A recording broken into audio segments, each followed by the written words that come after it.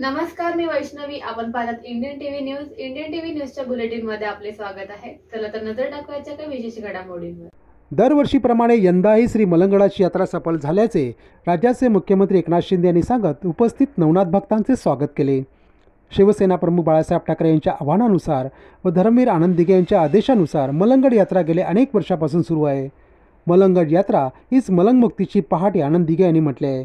मलंगड यात्रा ही त्यांच्या उपक्रमातील महत्त्वाचा उपक्रम असल्याचे स्मरण यावेळी एकनाथ शिंदे यांनी उपस्थितांना करून दिले.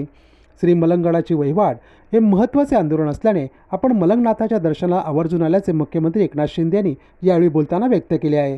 गडावर जाण्यासाठी फ्युनिक्लिअर ट्रॉलीची व्यवस्था केली असून ती खरं तर आजच्या दिवशी सुरू व्हायला पाहिजे होती, मात्र त्याची चाचणी अपूर्ण असल्याने येणाऱ्या 15 दिवसात भाविकांकरता गडावर जाण्यासाठी दर्शनाला जाण्यासाठी खुली करण्यात येणार असल्याचे मुख्यमंत्री एकनाथ शिंदे यांनी सांगितले.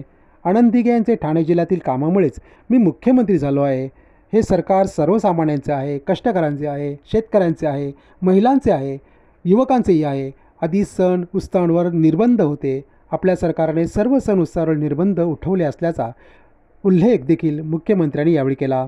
यावेळी खासदार डॉक्टर श्रीकांत शिंदे, जिल्हा प्रमुख गोपाळ लांडगे, आमदार विश्वनाथ भोईर, नरेश मस्के, अरविंद मोरे आणि अन्य शिवसेना नेते उपस्थित होते. दरवर्षीप्रमाणे याही वर्षी चलो मलंगड ही यात्रा आपण सफल केली, त्याबद्दल मनापासून आपल्याला धन्यवाद.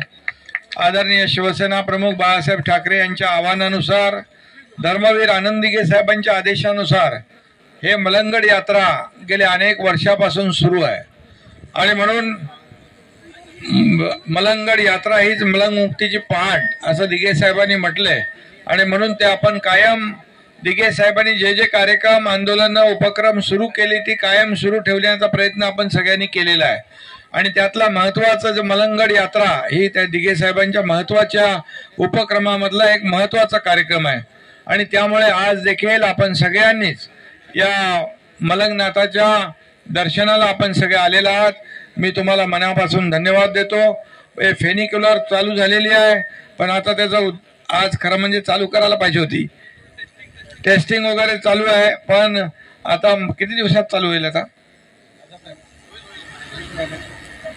15 दिवसामध्ये फेनिक्युलर चालू होईल आणि तुम्हाला आता चढून जायची गरज नाही. डायरेक्ट बसा गाडीत, डायरेक्ट वरती. म्हणजे जे जाऊ शकत नाही इच्छा असून सुद्धा त्यांच्यासाठी आहे.